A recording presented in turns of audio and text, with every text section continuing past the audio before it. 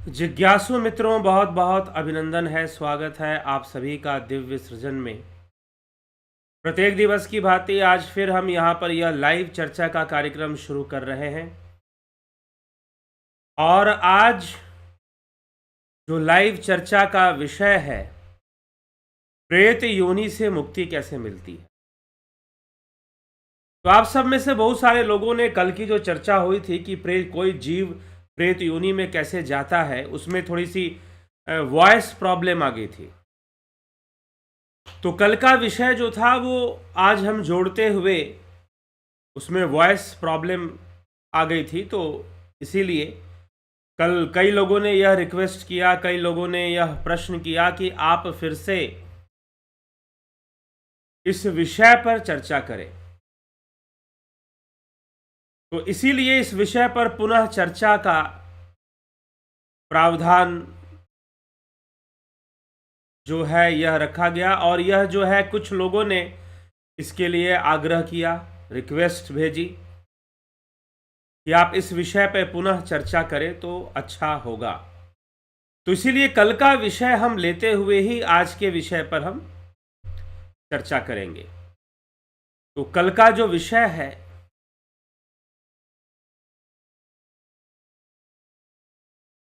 वह क्या है, उसको समझते हुए, कल के विषय को लेते हुए ही हम आज के विषय की चर्चा को आगे बढ़ाते हैं। तो कल का विषय कि कोई जीव आत्मा, कोई जीव कैसे, किस प्रकार से प्रेत योनि में चला जाता है। और जब वह प्रेत योनि में चला गया तो प्रेत योनि में जाकर उसकी गति क्या होगी और उसे प्रेत योनि से मुक्ति कैसे मिलेगी। तो सबसे पहला प्रश्न तो हम यही है कि कोई जीव प्रेत योनि में जाता क्यों है और यह प्रेत योनि कैसी अवस्था है, यह किस प्रकार की अवस्था है, किस प्रकार की सिचुएशंस हैं, किस प्रकार का यह एक लेवल है जहां पर एक जीव रहता है। तो सबसे पहले हमें जो विचार करना है इस विषय में कि मृत्यु के बाद होती है, तो हमारी जो गति होती है मृत्यु के बाद, जो जीव की जो गति मानी गई है, वो उसका जो बेस है, उसका जो आधार है वो साइकोलॉजिकल है, मनोवैज्ञानिक है। मनोवैज्ञानिक कहने का तात्पर्य कि जैसी भावना आपके मन में रहती है वैसे ही आपकी गति हो जाती है। जैसी भावना आपके मन में रहती है आप वैसे ही दिशा को प्राप्त कर जाते हैं। ठीक है, तो उसी दिशा में आप जाते हैं जैसी आपकी भावना रहती है। भगवान श्री कृष्ण ने कहा, यम यम वापि स्मरण भावम त्यस्तंते कलेवरम तम तमे वैति कौन्तेय सदा तद भाव भावित। कि जैसी जैसी आपकी भावना होगी वैसी आपकी गति होगी और मृत्यु के उपरांत आप उसी भाव की ओर अग्रसर हो जाएंगे जो भाव आपने मृत्यु के समय बनाकर रखा है। जैसी भावना आपने मृत्यु के समय बना के रखी है उसी भाव की ओर आप अग्रसर हो जाएंगे, उसी भाव की ओर आप आगे बढ़ जाएंगे और वैसे ही आपकी गति होने वाली है। तो यह जो बात है यह डिपेंड करता है कि हमारी साइकोलॉजी कैसी है, हमारा मनोविज्ञान कैसा है। तो अगर हम इस बात को कई दृष्टिकोण से अगर हम देखने की कोशिश करें कि यह जो बात कही जा रही है कि अब हम अद्वैत शास्त्र की बात करें जहां पर मांडुक्य उपनिषद या मांडुक्य कारिका, जिसमें कि 3 अवस्थाओं या 4 अवस्थाओं, चतुष्पाद की चर्चा होती है, जागृत अवस्था, स्वप्न अवस्था, सुषुप्ति अवस्था और तुरीय अवस्था, इसकी चर्चा होती है। तो जब हम इसके अनुकूल अगर इस बात को समझते हैं तो जागृत अवस्था इज द सेंसरी वर्ल्ड। जागृत अवस्था क्या है? जागृत अवस्था इज सेंसरी वर्ल्ड। यह इंद्रियों से दिखाई देने वाला जो संसार है वह जागृत अवस्था कहलाता है। जो सेंसरी एक्सपीरियंस है वर्ल्ड का, और उसे हम दुनिया कहते हैं, उसे हम वर्ल्ड कहते हैं, वह जागृत अवस्था में है। स्वप्न अवस्था, जब हम स्वप्न में होते हैं, सोते हुए निद्रा में 2 प्रकार की तरंगे चलती हैं, एक स्वप्न और दूसरी सुषुप्ति की तरंगे चलती हैं। तो स्वप्न अवस्था में हम जो अनुभूतियां कर रहे होते हैं, उस समय भी हम देख रहे होते हैं, हम सुन रहे होते हैं, हम चल फिर रहे होते हैं स्वप्न में भी, और हमें नहीं पता होता कि यह सब स्वप्न है। हमें नहीं पता होता कि यह सब ड्रीम है, यह सब स्वप्न है, हम नहीं जान रहे होते हैं। तो यहां पर एक समस्या आ जाती है कि हम नहीं जानते हैं कि यह स्वप्न है। हमें कब पता चलता है? जब हम जाग जाते हैं, जब हम निद्रा से उठ जाते हैं, सुबह सुबह मॉर्निंग में जब हम उठते हैं तो हमें पता चलता है वी वेयर इन ड्रीम, हम तो स्वप्न में थे। हमने तो एक भयानक सपना देखा था, या हमने एक खूबसूरत सपना देखा था। दोनों ही बातें हो सकती हैं, सपना भयानक भी हो सकता है और सपना खूबसूरत भी हो सकता है। तो आप जो है, लेकिन जिस समय आप स्वप्न देख रहे होते हैं उस समय आपको इसका कोई ज्ञान नहीं होता।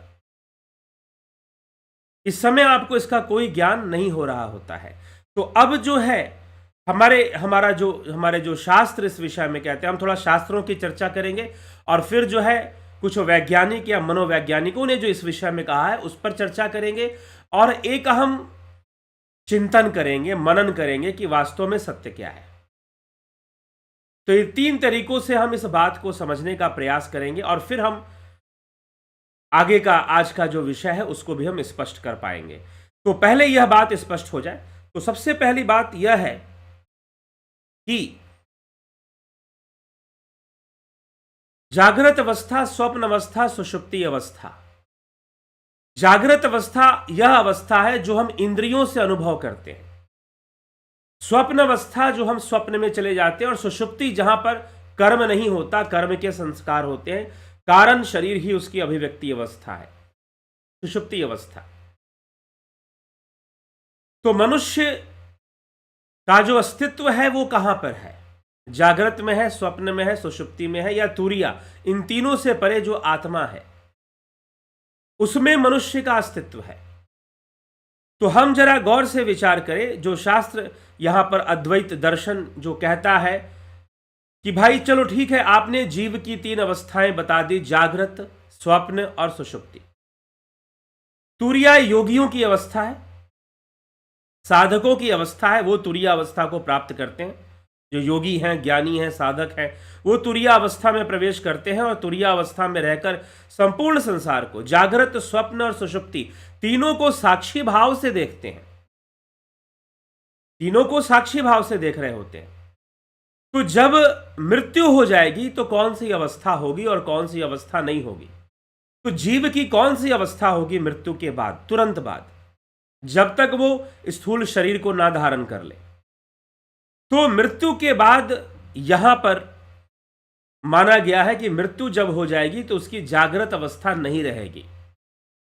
जो कि वो इंद्रियों से संसार का अनुभव कर रहा है, वो अवस्था फिर नहीं रहेगी, जागृत अवस्था नहीं रहेगी जब उसकी मृत्यु हो जाएगी। लेकिन मृत्यु के बाद 2 अवस्थाएं बनी रहेंगी, स्वप्न अवस्था और सुषुप्ति अवस्था। अब स्वप्न अवस्था जो है वह सूक्ष्म शरीर की अवस्था है, सुषुप्ति अवस्था कारण शरीर की अवस्था है, और कर्म का जो अस्तित्व है वह सूक्ष्म में होता है और जागृत में होता है। सत्य पूछिए तो इंद्रियों की जो स्थिति है या इंद्रियों का जो अस्तित्व है वह सूक्ष्म में है, या तत्वों का जो अस्तित्व है वह सूक्ष्म में है, जागृत में है ही नहीं। जागृत अवस्था स्थूल शरीर या स्थूल इंद्रियों की जो अवस्था है वह तो एक माध्यम मात्र है, एक मीडियम है, मीडियम है। क्या हम ये कह सकते हैं कि हम शरीर हैं? क्या हम ये कह सकते हैं कि हम शरीर हैं? वैसे तो कह तो हम यह भी नहीं सकते। अद्वैत आदि गुरु शंकराचार्य जी के निर्वाण अष्टकम के अनुसार मनोबुद्धि अहंकार चित्तानि नाहम शिवोहम शिवोहम शिवोहम शिवो। लेकिन फिर भी मनुष्य जब अपने अस्तित्व की चर्चा अपने कर्म से करता है, अपने संस्कारों से करता है, तो कर्म और संस्कारों का वास कहां पर है? क्या स्थूल शरीर में है? जी नहीं, सूक्ष्म शरीर में है। और रही बात, अगर हम ये कहते हैं कि वी आर बॉडी, ठीक है, इस बॉडी को कोई चोट पहुंचती है तो हमें कष्ट होता है, लेकिन वो कष्ट हमेशा के लिए नहीं होता है, एक सीमा होती है उस कष्ट की। संसार में इस पंच तत्व से रचित जो संसार है, त्रिगुणी माया से, त्रिगुणी माया मतलब सतोगुण, रजोगुण, तमोगुण की जो माया है, इससे जो प्रपंच बना है, जो संसार बना है, इसमें ना तो सुख हमेशा रहता है ना दुख हमेशा रहता है। तो शरीर को मिलने वाला कष्ट भी हमेशा नहीं रहता है। और अगर शरीर को कोई ऐसा कष्ट पहुंचता है जो ठीक हो ही नहीं सकता, तो यह जीवात्मा इस शरीर का त्याग करती है। बोलती है कि अब ये शरीर रहने लायक नहीं रह गया, और इसका छोड़ती है। जीव की यह गति है। वह जीव जो ईश्वर का अंश है, अविनाशी है, चेतन, अमल, सहज, सुख राशि है, लेकिन फिर भी वह जीव सोई माया वश भयहु गोसाई, सोई माया वश भयहु गोसाई, वो माया के वश में हो जाते हैं। बंध्यो कीट मरकट की नाई, मतलब कि वह जो है बंदर के समान फंस जाता है। जैसे घड़े में रखा हुआ चना बंदर जब निकालने जाता है तो चना, मुट्ठी में चना बांध लेगा और निकालेगा तो निकाल नहीं पाएगा, क्योंकि मुट्ठी बंधी हुई है। निकालने के लिए मुट्ठी खोलना पड़ेगा, और मुट्ठी खोलने से चना छूट जाएगा।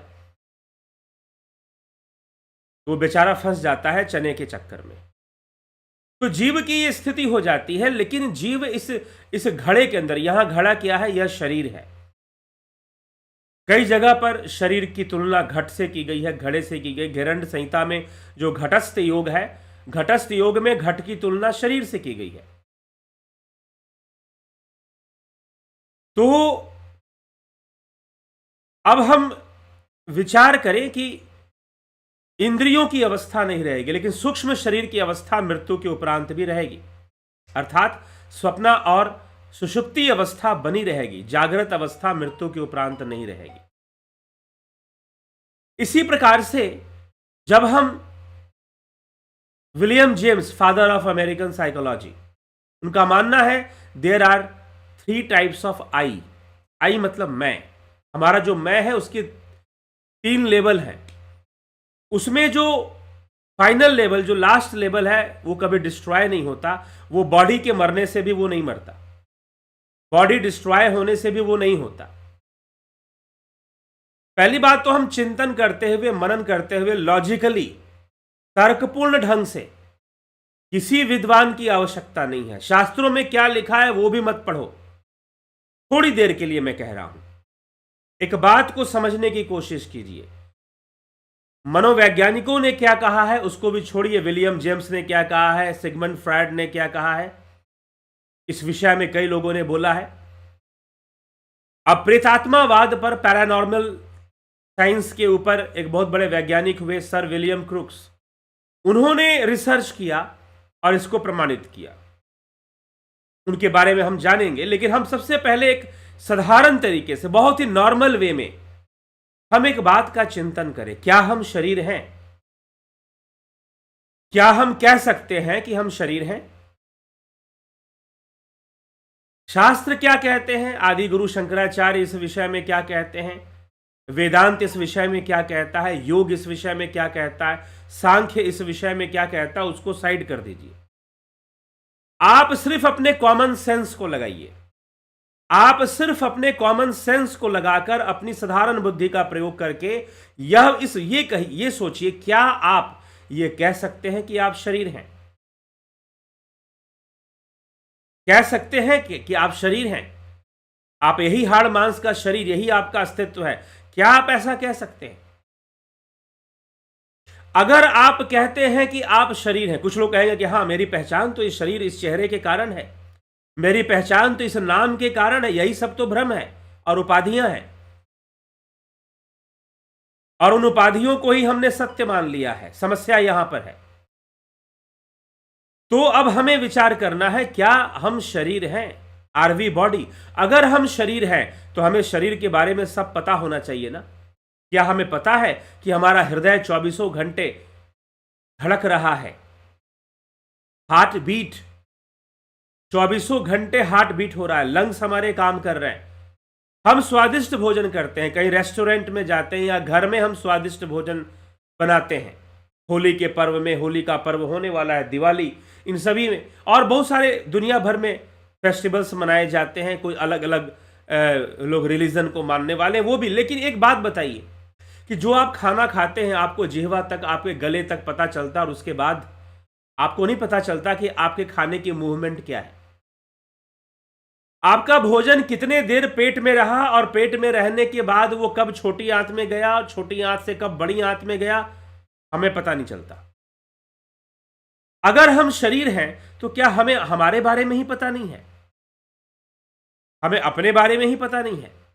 अगर हम शरीर हैं तो हमें सब कुछ पता चलना चाहिए कि हमारे शरीर के साथ क्या हो रहा है या हमारे साथ क्या हो रहा है, क्या नहीं हो रहा है, हमें तो खुद ही नहीं पता होता।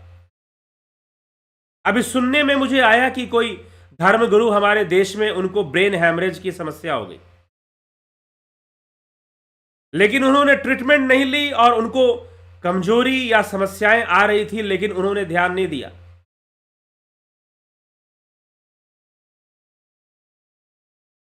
तो क्या उन्हें पता नहीं चल रहा था कि मुझे ब्रेन हैमरेज हो रहा है या ब्लीडिंग हो रही है? उनको नहीं पता चल रहा था। डॉक्टरों ने बताया कि भाई आपके ब्रेन में ब्लीडिंग हो रही है, आपके ब्रेन में ब्लीडिंग हो रही है, वो डॉक्टरों ने उनको बताया। तो हमें हमारे शरीर के बारे में क्यों नहीं पता चलता कि हमारे शरीर में कब क्या हो रहा है? कब हमारे ब्लड में शुगर लेवल बढ़ गया, डायबिटीज हो गया किसी को, मान लीजिए शुगर लेवल बढ़ गया, ग्लूकोज लेवल बढ़ गया, ग्लाइसेमिया हो गया आपको, तो आपको स्वयं पता चल जाना चाहिए ना, डॉक्टर की क्या जरूरत है? अगर हमारे ब्लड में, हमारे शरीर में किसी भी तरह की, अगर हमारा किडनी कमजोर हो रहा है मान लीजिए, तो हमको पता चल जाना चाहिए कि हमारी किडनी कमजोर हो रही है। यह कितना दुर्भाग्यपूर्ण है कि हमें अपने ही शरीर के बारे में नहीं पता चलता कि हमारे शरीर में क्या क्या हो रहा है, कौन कौन सी घटनाएं घट रही हैं। तो अगर हम शरीर हैं तो हमें सब पता चलना चाहिए। दुर्भाग्यपूर्ण है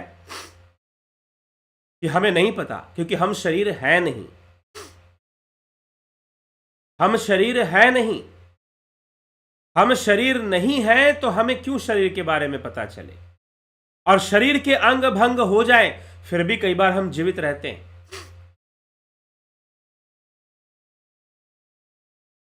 तो शरीर के साथ, या जो शरीर है, अगर हम शरीर होते तो हमें तो अपने ही शरीर के बारे में पता करने के लिए दूसरों से पता करना पड़ता है। आजकल मशीनें आ गई हैं जो हमें हमारे शरीर के बारे में बताती हैं, डॉक्टर्स हैं,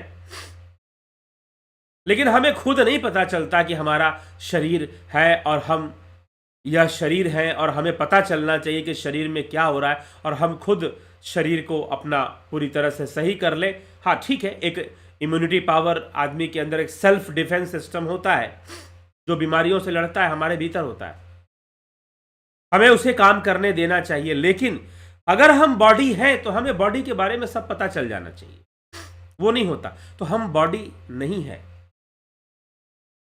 हम ये शरीर नहीं है। इस बात को समझने के लिए कि हम ये शरीर नहीं है, इसके लिए हम बहुत शास्त्र ना भी पढ़ें तो भी समझा जा सकता है। अगर हम बहुत सारे शास्त्र ना भी पढ़ें तो भी इस बात को समझा जा सकता है कि हम शरीर नहीं है, वी आर नॉट बॉडीज। अनेकों लॉजिक है, मैंने अभी दो चार ही बातें आपको बोली, ठीक। अभी कोरोना का टाइम आया था, कोरोना का इन्फेक्शन के कारण कुछ लोगों को टेस्ट चला जाता था, उनके जो टेस्ट ग्लैंड्स हैं वो काम नहीं करते थे और उनको किसी खाने का स्वाद नहीं आ रहा था। क्यों भाई? अगर खाना स्वादिष्ट बना है, आप कहते हो कि खाना स्वादिष्ट बना है, अगर खाना स्वादिष्ट बना है तो स्वाद आना चाहिए। खाना अगर स्वादिष्ट बना है तो स्वाद आना चाहिए। जिह्वा का अगर टेस्ट ग्लैंड खराब हो गया तो उससे क्या फर्क? स्वाद तो खाने में है ना, स्वाद कहां पर है? भोजन में है। और अगर भोजन स्वादिष्ट बना है तो स्वाद आना ही चाहिए, और अगर ऐसा नहीं आ रहा है तो इसका मतलब कि स्वाद भोजन में नहीं है, स्वाद आपकी जिह्वा में है। टेस्ट ग्लैंड्स जो होती हैं, मीठा, नमकीन, खट्टा, इन सब चीजों का जो टेस्ट करती हैं, वो जो ग्रंथियां होती हैं हमारे जिह्वा में होती हैं, ना कि खाने में होती हैं। आपके जिह्वा को जो अच्छा लगता है उसके अनुसार आप खाना बनाते हो, उसके अनुसार आप टेस्ट डालते हो खाने के अंदर। तो खाना स्वादिष्ट हो गया? जी नहीं, आपके जिह्वा ने बताया कि स्वादिष्ट हुआ कि ना हुआ। और अगर आपके टेस्ट ग्लैंड खराब हो गए तो आपको स्वाद आने बंद हो जाएंगे, और जब स्वाद आना बंद हो जाएगा तो आपको समस्या हो जाएगी कि भाई इतना स्वादिष्ट खाना बना है और फिर भी मुझे कोई टेस्ट ही नहीं आ रहा, कहां से आएगा? क्योंकि टेस्ट को क्रिएट कौन कर रहा है? भोजन, खाना टेस्ट को क्रिएट नहीं कर रहा, आपकी जिह्वा ही टेस्ट को क्रिएट करती है, आपकी टंग ही टेस्ट को क्रिएट करती है, आपकी आंखें ही सीन को क्रिएट करती हैं। दिखने वाला दृश्य वैसा ही नहीं है जैसा आप देख रहे हैं, लेकिन आपकी आंखें आपको वैसा दिखा रही हैं। इसलिए जो भी संसार है, इंद्रियों से जो हम एक्सपीरियंस करते हैं उसी को हम संसार मानते हैं, और उन्हीं इंद्रियों के माध्यम से, शरीर के माध्यम से, हम शारीरिक इंद्रियों के माध्यम से हम सुख और दुख को भी अनुभव कर रहे होते हैं।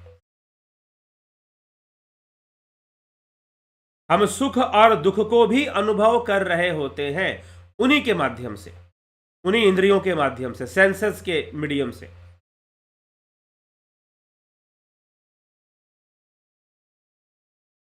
तो फिर यह जो इंद्रियां हैं, यह जो अनुभूतियां हैं, वह क्या सत्य है? वह भी सत्य नहीं है। तो लेकिन मनुष्य के जो भी कर्म हैं और कर्मों का जो अस्तित्व बना हुआ है वो सब सूक्ष्म से बना हुआ है, इस स्थूल शरीर से नहीं बना हुआ है। अगर मैं बोल रहा हूं तो वास्तव में इस स्थूल शरीर का प्रयोग करते हुए वह सूक्ष्म ही बोल रहा है, और यदि आप सुन रहे हैं तो इस स्थूल शरीर का प्रयोग करते हुए वह सूक्ष्म ही सुन रहा है। इसीलिए आदिगुरु शंकराचार्य ने पंचभूत, ज्ञानेन्द्रियां, कर्मेंद्रियां, अंतःकरण चतुष्टय, कामनाएं, कर्म, कर्मफल, इन सबको सूक्ष्म शरीर का अंग बताया है। इसे पुरियष्टक कहते हैं। 8 अंग बताए गए हैं सूक्ष्म शरीर के, इसे पुरियष्टक कहते हैं।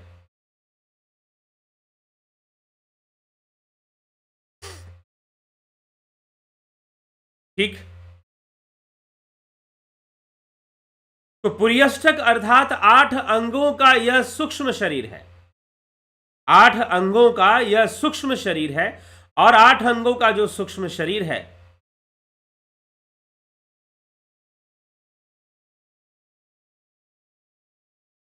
यही कर्म करता है और यही सुख दुख का अनुभव करता है। कर्म भी यही करता है, कर्मों का फल भी यही भोगता है। बस बाकी जो शरीर है, स्थूल शरीर, वह कर्मों का फल भोगने का माध्यम बनती है और कर्म करने का माध्यम मात्र ही बनती है। कर्मों से प्राप्त होने वाला जो फल है, सुख है या दुख है, जिस रूप में प्राप्त हो कर्मों का फल, आपको सुख के रूप में प्राप्त हो या दुख के रूप में प्राप्त हो, सुख और दुख के रूप में जो भी कर्मों का फल आपको प्राप्त हो रहा है वह सब सूक्ष्म शरीर के माध्यम से ही ग्रहण होता है, और कर्म भी सूक्ष्म शरीर ही कर रहा होता है। और इस स्थूल शरीर के मरने पर सूक्ष्म शरीर मरता भी नहीं है। इस स्थूल शरीर के मरने पर, अर्थात इस स्थूल शरीर के नष्ट होने पर, वह सूक्ष्म शरीर कभी भी नष्ट नहीं होता। इस स्थूल शरीर के नष्ट होने पर वह सूक्ष्म शरीर कदापि नष्ट नहीं होता, वह बना रहता है। और बने रहने के कारण वह फिर अपने कर्मों को, अपनी भावनाओं को, अपनी कामनाओं को, अपनी इच्छाओं को पूर्ण करने के लिए दूसरा शरीर धारण करता है। लेकिन कई बार उसकी कुछ ऐसी इच्छाएं होती हैं जो कहीं पूर्ण नहीं हो सकती। विशेष रूप से भक्त त्रिलोचन ने कहा है कि अंतकाल जो मंदर सुमरे, ऐसी चिंता में जो मरे, सर्प योनि बलि बलि उतरे। अंत समय में जो मकान, जायदाद, प्रॉपर्टी, इन सब चीजों से अत्यधिक आसक्ति रखता है, इन सब चीजों से जो अत्यधिक आसक्ति रखता है वह प्रेत योनि में उतरता है। प्रेत योनि, मृत शरीर को प्रेत शरीर भी कहते हैं, लेकिन जो प्रेत योनि है, जिनकी आसक्ति अत्यधिक रह गई या अप्राकृतिक रूप से रह गई, किसमें रह गई? अपने मकान, जायदाद, प्रॉपर्टी और पदवी में, पोजीशन में, कि मैं राष्ट्रपति हूं, मैं प्रधानमंत्री हूं, मैं ये मंत्री हूं, मैं सेनापति हूं, मैं कमांडर हूं, अपनी पोजीशन में जिसकी आसक्ति रह जाती है, और इसके अलावा और सांसारिक आसक्तियां, रिश्ते नातों में सांसारिक आसक्तियां, शत्रु के प्रति भी आसक्ति नकारात्मक रूप से होती है, लेकिन होती है बदला लेने की। अगर ऐसी कई आसक्तियां बन जाती हैं, विशेष रूप से मकान, जायदाद, प्रॉपर्टी और अपनी पदवी, आपका जो पोजीशन है कि मैं राजा हूं, मैं मंत्री हूं, मैं प्रधानमंत्री हूं, मैं राष्ट्रपति, प्रेसिडेंट हूं, मैं प्रेसिडेंट ऑफ अमेरिका।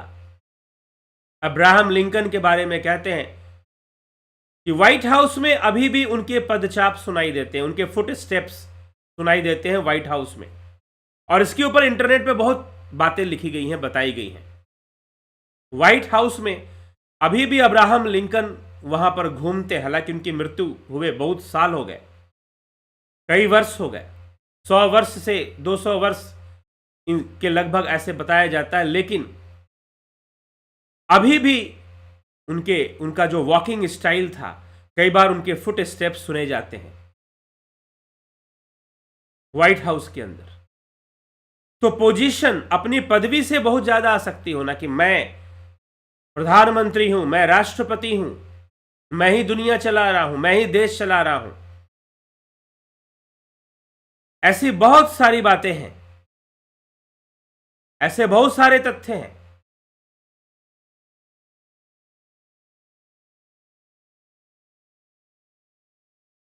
तो इसीलिए यह जो जीवात्मा है, जब इसकी मृत्यु होगी तो वो अपने सूक्ष्म में रहता है, भले ही स्थूल में ना रहेगा, सूक्ष्म में रहता है, और जब वो अपने आगे की गति नहीं करता है, जब उसको ऐसी आसक्तियां होती हैं। वैसे तो माना जाता है कि कोई भी व्यक्ति मृत्यु को प्राप्त होता है तो थोड़े समय के लिए प्रेत योनि में जरूर जाता है,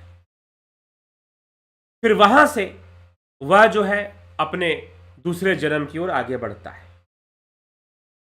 अब उसमें कुछ लोग कहते हैं कितना समय लगे, हो सकता है कि बिल्कुल समय ना लगे, और हो सकता है कि समय लग जाए। यह निर्भर करता है कि उसकी भावना कैसी है। यम यम वापि स्मरण भावम ते स्तंते कलेवरम तम तमे वेति कौनते सदा तद्भाव भावितम। जो जो जैसी जैसी भावना रखता है वैसे ही भावनाओं के प्रति अग्रसर हो जाता है, और इसके लिए कोई परमात्मा या कोई यमराज कुछ नहीं करते, जीव खुद ही करता है जो करता है। यह जीवात्मा खुद ही ऐसी इच्छाएं, ऐसी कामनाएं रखता है कि वो विभिन्न योनियों में जाके भटकता है, वह विभिन्न योनियों में जाके भटकता है, वो खुद ही ऐसी कामनाएं, भावनाएं रखता है। और अगर उसकी कामनाएं कुछ बहुत ही प्रगाढ़ हो जाती हैं संसार के प्रति, संसार के रिश्ते नातों के प्रति, अपने पोजीशन, अपनी पदवी के प्रति आसक्ति, अपने जमीन जायदाद प्रॉपर्टी मकान के प्रति आसक्ति, तो वह उसी मकान में फिर वास करता है प्रेत बनकर। तब वह, क्योंकि वह अपने प्रेत शरीर को छोड़ नहीं पाता, उससे उसके प्रति जो मोह है और उन अवस्थाओं के प्रति जो आसक्ति है उसका वो त्याग नहीं कर पाता, और वह प्रेत योनि में जाने के लिए विवश हो जाता है। फिर वो प्रेत योनि में चला जाता है, वो डिस्ट्रॉय नहीं होता है और वो प्रेत योनि में जाकर भटकना शुरू कर देता है। लेकिन अगर उसे पता चल जाए कि भाई मेरी ये स्थिति है, तो वो वहां से बाहर भी निकल सकता है, लेकिन पता चलता नहीं है, उसकी कामनाएं पूर्ण होती नहीं है उस अवस्था में, क्योंकि कामनाओं की पूर्ति तो योग के माध्यम से होती है मनुष्य शरीर में। अब उसका भटकाव शुरू हो जाता है, प्रेत शरीर में उसका भटकाव शुरू हो जाता है, और वह उस समय उसमें, अब कुछ लोग पूछते हैं कि कितने समय तक कोई प्रेत योनि में रह सकता है। बहुत लंबे समय तक रह सकता है, 500 वर्षों तक भी, क्योंकि वहां पर रेट ऑफ चेंज जो है वो बहुत स्लो है। रेट ऑफ चेंज, बदलाव का जो दर है वो बहुत धीमी गति से बदलाव हो रहा होता है। तो जब वहां एक दिन बीतेगा तो यहां 1 साल बीत जाएगा, उनका 5 साल बीतेगा तो इधर 500 वर्ष बीत जाएंगे, और वह सूक्ष्म योनि में वो पड़ा रहेगा। वह जो जीव है सूक्ष्म योनि में, प्रेत योनि में पड़ा रहेगा, भटकता रहेगा, और उसकी कामनाएं भी पूर्ण नहीं होंगी। तो प्रेत योनि में कौन से लोग जाते हैं, कैसे जीव जाता है? जब उसकी आसक्तियां बड़ी ही प्रगाढ़ और बड़ी ही अप्राकृतिक होती हैं, जैसे मकान जायदाद से, पोजीशन से बहुत ज़्यादा अटैचमेंट होना कि मेरा ये पोजीशन है, मेरा वो पोजीशन है, या किसी रिलेशन में बहुत ज़्यादा अटैच होना, पॉजिटिव या नेगेटिव वे में, मतलब कि आपको किसी से बहुत ज़्यादा अत्यधिक प्रेम है या फिर किसी से बदला लेना है। शत्रु के प्रति भी कई बार लोग अपने शत्रुओं के प्रति बहुत ज़्यादा आसक्त होते हैं, चाह कर भी उनके बारे में सोचना बंद नहीं कर पाते। अपने शत्रुओं के बारे में हमेशा सोचते रह जाते हैं और चाह कर भी सोचना बंद नहीं कर पाते अपने शत्रुओं के बारे में।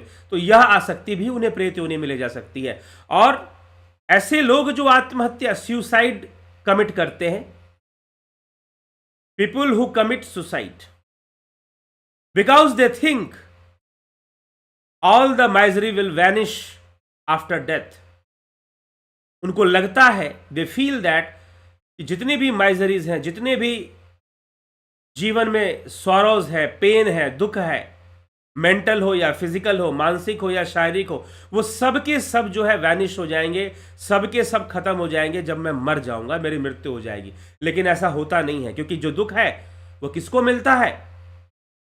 वास्तव में कर्मों का फल यह स्थूल शरीर नहीं भोगता है, सूक्ष्म शरीर ही भोगता है। स्थूल शरीर मात्र उसमें माध्यम बनता है। कर्मों का फल कौन भोगता है? सूक्ष्म शरीर ही भोग रहा है, लेकिन स्थूल शरीर के माध्यम से भोग रहा है। और जब यह स्थूल शरीर नष्ट हो जाएगा, सूक्ष्म शरीर तो रहेगा ना, तो उसका दुख भी रहेगा। ऐसा नहीं कि आपको कोई बहुत दुख है, कोई मलाल है, जीवन में बहुत बड़ी असफलता मिल गई है या बदनामी मिल गई है या कुछ हो गया है तो आप आत्महत्या कर लोगे। आत्महत्या करने से समाधान नहीं होगा, जो समस्या है वो समस्या ही बनी रहेगी। जो समस्या है वह समस्या ही बनी रहेगी, कोई समाधान इसमें मिलने वाला नहीं है। तो आप उस प्रेत योनि में फिर भटकेंगे, ऐसा माना जाएगा आत्महत्या करने के बाद भी, क्योंकि आपने कुछ गलत कॉन्सेप्ट अपने दिमाग में रख लिया कि आपके दुख शायद मरने के बाद समाप्त हो जाएंगे।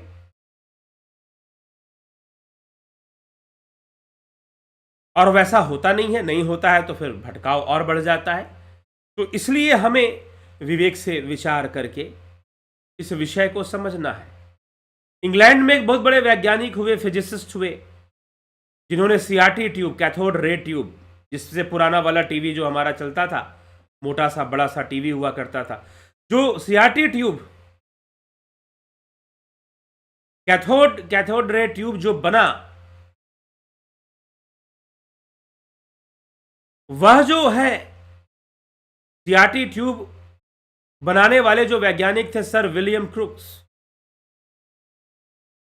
सर विलियम क्रूक्स जो हैं, वह उन्होंने